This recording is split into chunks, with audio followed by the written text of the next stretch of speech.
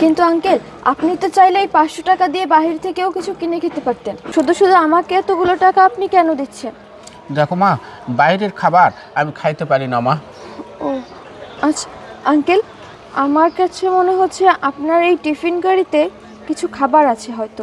তাহলে আপনি আমার কাছে কেন খাবার চাচ্ছেন? এটা কেন খেয়ে নিচ্ছেন না? না মা, এই বক্সে খাবার নাই, এই বক্সে রসের পিঠা আছে। আমার ছেলের জন্যে ওর মা পাঠিয়েছে। আমার ছেলে রসের পিঠা খেতে খুব ভালোবাসে। ও আচ্ছা, তাহলে আপনি আপনার ছেলের বাসায় কেন যাচ্ছেন না? আসলে মা হয়েছে কি, আমার ছেলে আমাকে ফোন দিয়ে বলল। এই সময় আবার কে ফোন দিলে? ও আমার ছেলে ফোন দিয়েছে। হ্যাঁ বাবা। বাবা, কেমন আছো তুমি? হ্যাঁ ভালো আছি। মা কেমন আছে? হ্যাঁ তোমার মাও ভালো আছে বাবা, তোমার মা একটু অসুস্থ। কি বলো বাবা, মা অসুস্থ? আসলে বাবা, তোমাকে একটা কথা বলার জন্য ফোন দিলাম। ঠিক আছে বাবা, বলো। বাবা, আমি অফিসের কাজে দেশের বাইরে চলে যাচ্ছি 2-3 বছরের জন্য। তোমাদের সাথে আর দেখা হচ্ছে না বাবা। দেখো বাবা, কি বলো, তোমার মায়ের শরীরটা ভালো যাচ্ছে না, আর তোমাকে বাড়িতে আসতে হবে বাবা। তোমার মাকে একটু দেখে যাও। আর আমার মনটাও ছটফট করতেছে তোমাকে দেখার জন্য, কতদিন ভরে দেখিনি। আর তুমি 2-3 বছর বিদেশ থাকবে বাবা, খারাপ লাগবে না? বাবা, এখানে আমার করার কিচ্ছু নেই, আমার হাতে সময় নেই বাবা। অফিসে আমাকে দ্রুতই পাঠিয়ে দেবে। ঠিক আছে বাবা, তোমার যখন হাতে সময় নাই তাহলে তুমি আমাকে ঠিকানা দাও, আমি নিজেই তোমার সঙ্গে যা দেখা করে আসি বাবা। বাবা, তোমাকে কষ্ট করে আসতে হবে না, আমি তোমাদের সাথে পরে ভিডিও কলে কথা বলে নেব। না না বাবা, আমার মন চাচ্ছে তোমাকে খুবই দেখার জন্যে। তুমি আমাকে ঠিকানা পাঠিয়ে দাও বাবা, আমি ঢাকাতে যাব বাবা। আচ্ছা ঠিক আছে, তুমি যখন এত করে বলতেছো আসার জন্য, ঠিক আছে, আমি তোমাকে আমার বাসার ঠিকানা SMS করে পাঠিয়ে দিচ্ছি। আচ্ছা ঠিক আছে বাবা, ভালো থেকো। আচ্ছা ঠিক আছে।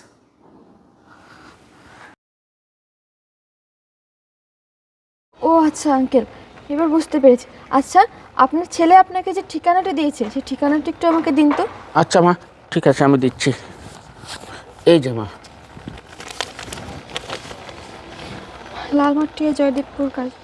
আচ্ছা আঙ্কেল, ঠিকানা তো ঠিকই আছে, কিন্তু যে সেক্টর নাম্বার এবং বাড়ি নম্বর দিয়েছে এই এরিয়াতে তো এখনো পর্যন্ত কোনো কমপ্লিট বাসা নাই, মানে ওখানে তো কেউ থাকে না। ওই এরিয়াতে তো নতুন আবাসিক প্রকল্পের কাজ চলছে। হ্যাঁ মা, তুমি ঠিকই বলছো। আমি যেখানে যাচ্ছি সেখানে এই ঠিকানার ব্যাপারে কেউ কিছু বলতে পারতেছে না। আচ্ছা আঙ্কেল, আপনার ছেলে আপনাকে যে নাম্বার দিয়ে কল করে সেই নাম্বারটা তো আছে, সেই নাম্বারে একবার কল করুন তো। হ্যাঁ মা, আছে। ঠিক আছে মা, আমি কল দিচ্ছি। এই যে মা, রিং হচ্ছে।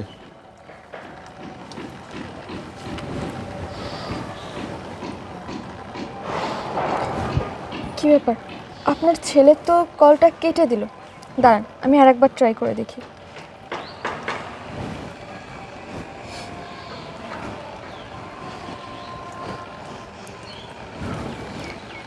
আপনার ছেলে তো আবারও কলটা কেটে দিল। মা, আমি কিছু তো বুঝতে পারতেছি না কি হলো। আমি বাবা আশরাফ, তুই এখানে? বাবা মানে? হ্যাঁ আশরাফ, তুমি ওনাকে চিনো না কে আঙ্কেল? আপনি ওনাকে বাবা কেন বলছেন? হ্যাঁ মা, এটাই আমার ছেলে। আর আশরাফ, তুই এখানেই থাকিস? না মানে যে আশরাফ ওয়েট, তুমি কি এই লোকটাকে চিনো? মানে উনি আমার বাবা। বাবা মানে? তুমি কি বলতেছো এগুলো?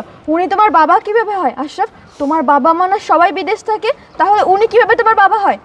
বৃষ্টি, আসলে আমি তোমাকে মিথ্যা কথা বলেছিলাম। আমার মা বাবা গ্রামে থাকে।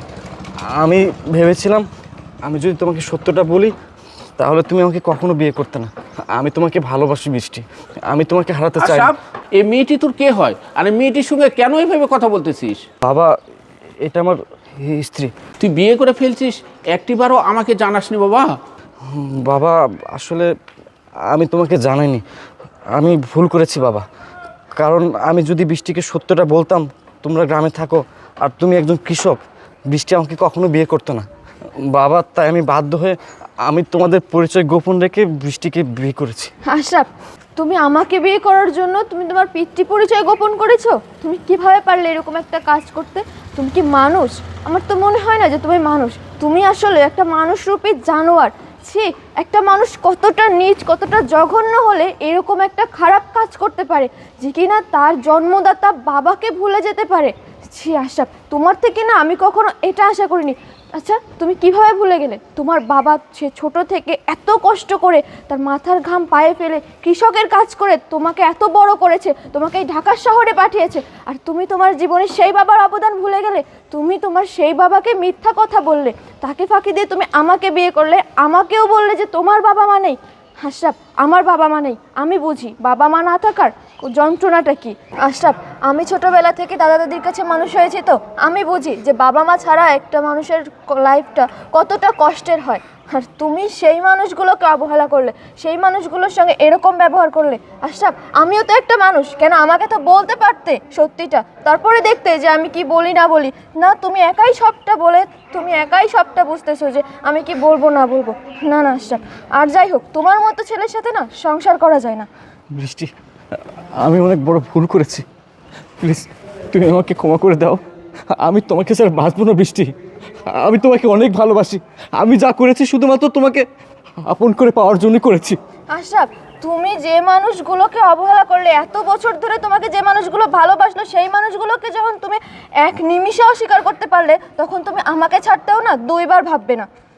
বৃষ্টি, বললাম তো ভুল হয়েছে বাবা, তুমি বৃষ্টিকে বোঝাও না। আমি বৃষ্টিকে স্যার বাঁচবো না বাবা।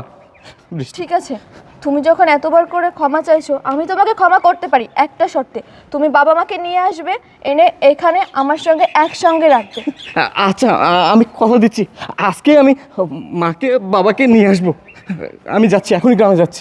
ঠিক আছে, এখনই যাও, গিয়ে মাকে নিয়ে এসো। বাবা, আপনি আমার সঙ্গে ভিতরে চলুন।